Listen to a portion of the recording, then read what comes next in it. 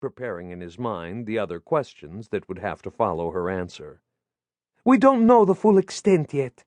So far, all I'm sure of is that pages have been cut from some volumes." He heard her deep intake of breath. "How many?" Brunetti asked, pulling a pad and pencil towards him. "I don't know. I just discovered it." Her voice tightened as she spoke. He heard a man's voice from her end of the phone. She must have turned away to answer him, for her voice grew indistinct for a moment. Then silence from her end of the line. He thought of the procedures he had gone through at the libraries in the city whenever he consulted a book and asked, "You have records of the people who use the books, don't you?" Was she surprised that a policeman should ask such a question? That he knew about libraries? It certainly took her some time to answer. "Of course." Well, that put him in his place, didn't it? "We're checking on that." "Have you found who did it?" Brunetti asked. There followed an even longer pause. "A researcher, we think," she said, then added, as if Brunetti had accused her of negligence, "He had the proper identification." He heard the response of any bureaucrat beginning to formulate a defense at the first whisper of an accusation of negligence. "Dottoressa," Brunetti began, using what he hoped was his most persuasive and professional voice, "we'll need your help in identifying him.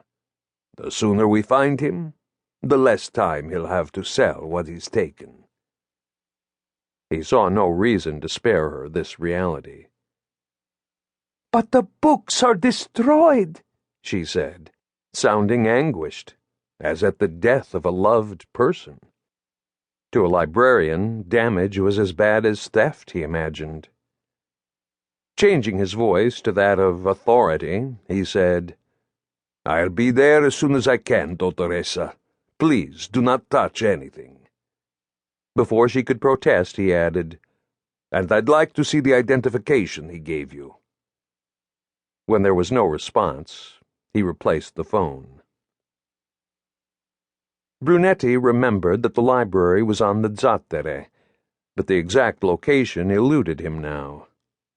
He returned his attention to the guard and told him, "If anyone wants me, I've gone to the Biblioteca Merula. Call Vianello and tell him to go over with 2 men to take fingerprints." Outside he found Foa, arms folded, legs crossed at the ankles, leaning against the railing that ran along the canal. His head was tilted back and his eyes were closed against the early spring sun, but when Brunetti approached, the pilot asked, "Where can I take you, Commissario?" before opening his eyes. "The Biblioteca Merula," he said. As if finishing Brunetti's sentence, Foa continued, "Dorso Duro 3429. "How do you know that?" "My brother-in-law and his family live in the next building, so that has to be the address," the pilot answered. "I feared for a moment that the lieutenant had made some new rule that obliged you to learn all the addresses in the city by heart." "Anyone who's grown up on boats knows where everything in the city is, sir. Better than a GPS, Foa said, tapping his forehead with his finger. He pushed himself away from the railing and made towards the boat, but stopped mid-stride and turned to Brunetti. "You ever hear what became of them, sir?" "Of what?" a confused Brunetti asked.